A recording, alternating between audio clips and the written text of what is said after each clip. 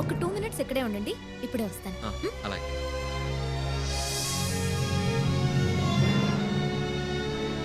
Hi uncle. Rama శుభ, నీకోసమే wait చేస్తున్నాను. ఓకే. తీసుకొచ్చావా? తెచ్చాను. నీ రీసెర్చ్ ఎంతవరకు వచ్చింది? 4 మంత్స్ ముందే పూర్తి చేశాను. ఇప్పుడు చైనాకి యుఎస్కి థీసిస్ పంపాను. ఇక్కడ కూడా పర్మిషన్కి అప్లై చేశాను. Very good. నా కోసం పెద్ద రిస్కే తీసుకున్నారు అంకుల్. ఊరికే ఉండేది కదమ్మా, నీకు ఉపయోగపడింది కదా.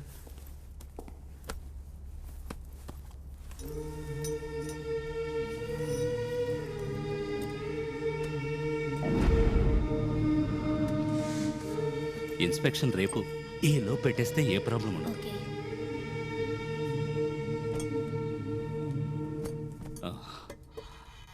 ఆ అబ్బాయితో చెప్పావుగా?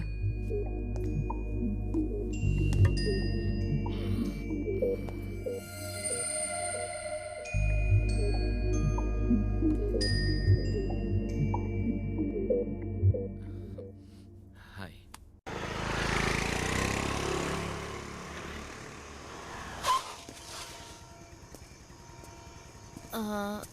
రేపు 10 o'clockకి ఫ్రీగా ఉంటారా మీరు? కొంచెం మాట్లాడాలి. ఓ, మాట్లాడుకుందాం. నేను కూడా కొంచెం మాట్లాడాలి. ఇద్దరం మాట్లాడబోయేది ఒకే విషయం గురించి అనుకుంటాను. Okay, bye. బాయ్.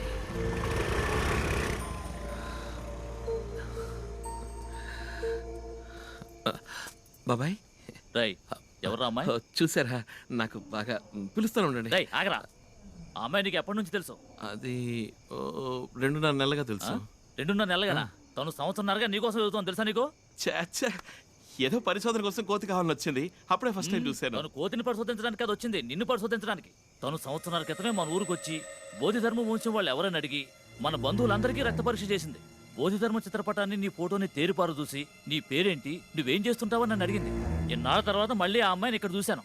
పైగా ఏమీ ఎరగనట్టు నటించింది. నువ్వు అసలు తెలియవంది. మీ పిన్ని అప్పుడే చెప్పింది, నేనే నమ్మలేదు. ఇప్పుడేమో నిన్ను దించి టాటా చెప్పాల్సిందే.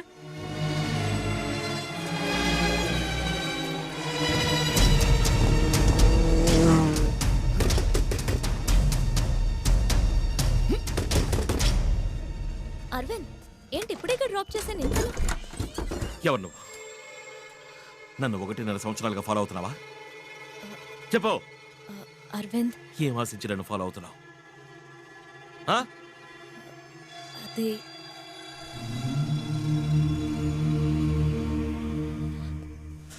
అరవింద్, అరవింద్ అది కాదు, నా మాట.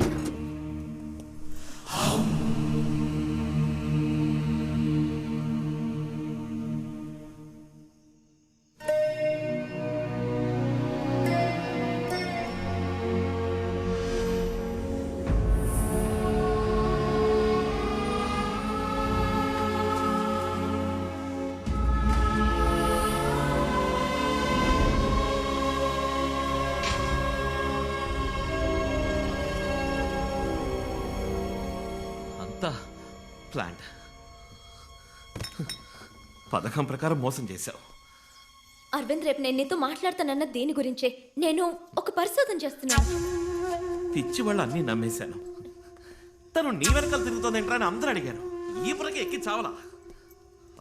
అబద్ధం, అంతా అబద్ధం. ప్రాణాలతోనే నన్ను పోస్ట్ మార్టం చేశావు. నేను ముందే చెప్పాలని ప్రయత్నించాను అరవింద్. ఎందుకు చెప్పాలి? ఈ ఎలకి కుందేలకి కారణాలు చెప్తున్నావా ఏంటి? నేను 2వ రోజే చెప్దాం అనుకున్నాను, కానీ నువ్వే లవ్ అది ఇది అనుకుని కన్ఫ్యూజ్ అయ్యావు. నేను లవ్ చేయట్లేదని చెప్తే ఎక్కడ నువ్వు ఈ పరిశోధనకు ఒప్పుకోవనని భయపడి చెప్పడం ఎలాగా అని ఆలోచిస్తున్నాను. షేక్ హ్యాండ్ ఇస్తేనే లవ్ అని నువ్వు అనుకుంటే దానికి నన్నేం చేయమంటావు? మాట్లాడకు. నన్ను వెతుకుంటూ వచ్చింది నువ్వు. నీ పనవ్వాలంటే ఏవైనా చేస్తావు, ఏం కావాలన్నా ఇస్తావు.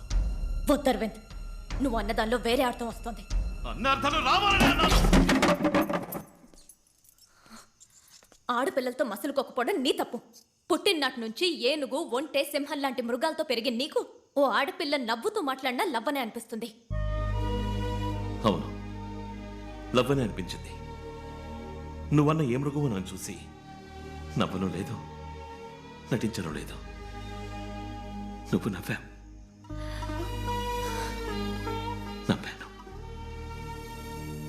నువ్వు చేసినది తప్పు కాదు, నేను లవ్ చేయడం మాత్రం తప్పు కదా? అవును, లవ్ తప్ప ఇంకేం తెలుసు నీకు? పోయి చెత్త కుప్పలో పడే నీ లవ్.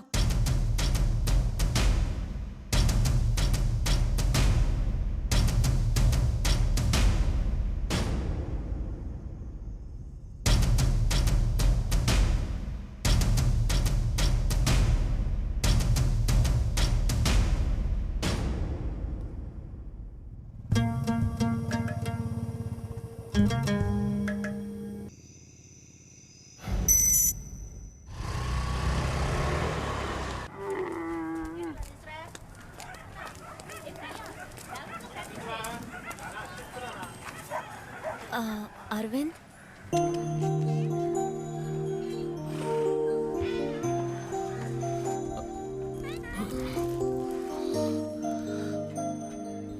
నన్ను వదలవా నువ్వు?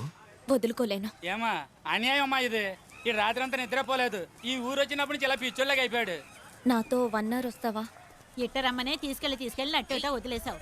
మా అరవింద్కి ఏందమ్మా లోటు? నువ్వు మాట్లాడకు. ప్లీజ్ 1 గంట నాతో బయటికి రా.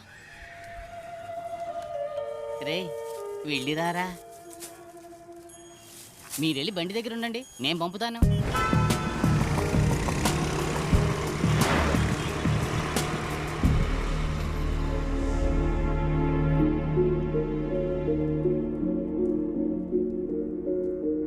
నన్ను ఇక్కడికి ఎందుకు తీసుకొచ్చావు? రా చెప్తాను.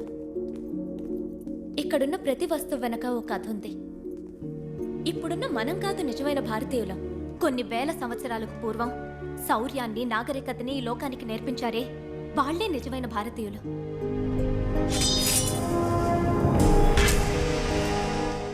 ఇది మ్యూజియం కాదు, ఆ మహానుభావుల స్మారక సౌధం.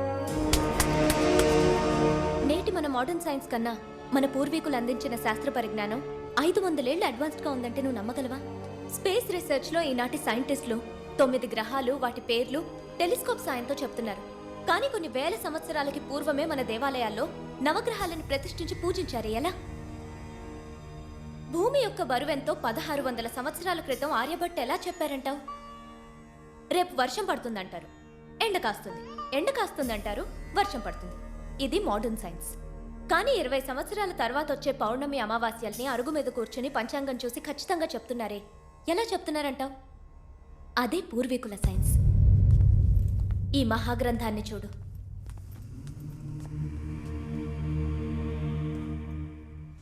ఈ గ్రంథానికి నాకు ఏ సంబంధం లేదు, కానీ నీకు ఈ గ్రంథానికి సంబంధం ఉంది. దీన్ని రచించింది ఎవరో చెప్పనా? The great master Bodhidharma. మన భారతీయుడు. ఆయన మరో బుద్ధుడని అంటారు ఓషో.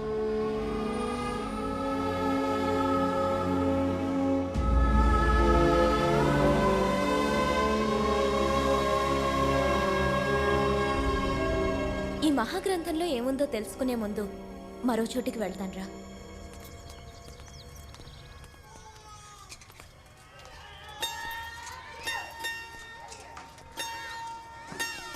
ఈ పిల్లల్ని చూడు, అందరికీ క్యాన్సర్. 6 ఏళ్ళు 7 ఏళ్ల వాళ్ళకి క్యాన్సర్. ఏం తప్పు చేశారని? సిగరెట్ తాగారా, లేక పాన్ పరాగ్ తిన్నారా? ఇంత చిన్న వయసులో వీళ్ళకి ఎందుకు ఈ వ్యాధి?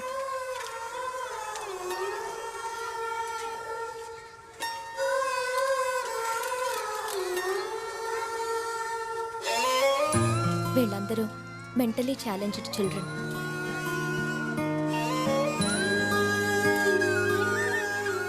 పిల్లలందరూ సంతోషంగా స్కూల్కి వెళ్తున్నప్పుడు వీళ్ళు మాత్రం ప్రాణాలకు పోరాడుతున్నారే, దీనికి కారణం ఏమంటావు? జెనెటిక్ డిసార్డర్, జన్యు సంబంధిత లోపం. ఒక మనిషి డిఎన్ఏ ద్వారా అతని వ్యాధిని, సామర్థ్యాన్ని రెండూ మనం నిర్ణయించవచ్చు. మన ఒంట్లో ప్రతి సెల్లులోనూ ఈ డిఎన్ఏ ఉంటుంది.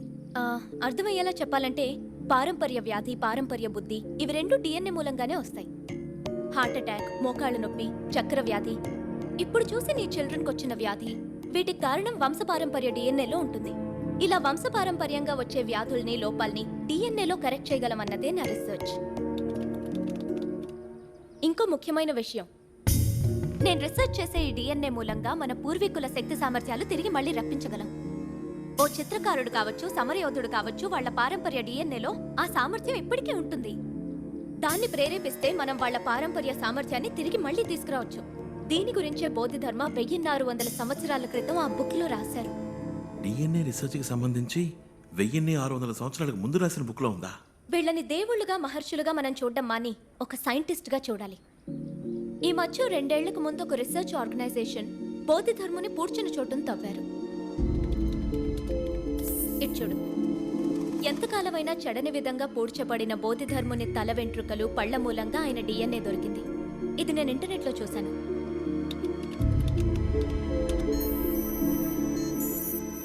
ఇది బోధిధర్ముని డిఎన్ఏ.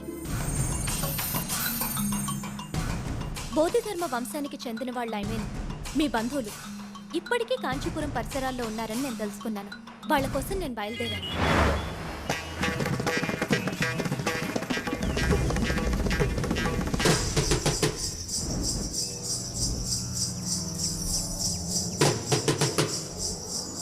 బోధిధర్ముని డిఎన్ఏ ప్యాటర్న్ మీ బంధువుల్లో ఎవరికన్నా మ్యాచ్ అవుతుందేమోనని అందరికీ రక్త పరీక్ష చేసి చూశాను.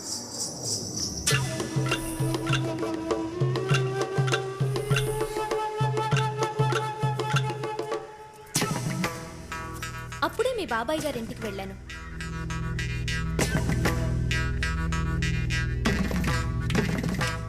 ఆ ఇంట్లో నేను అద్భుతాన్ని చూశాను. బౌద్ధధర్ముని పోలికలతో ఉన్న నీ ఫోటో అక్కడుంది.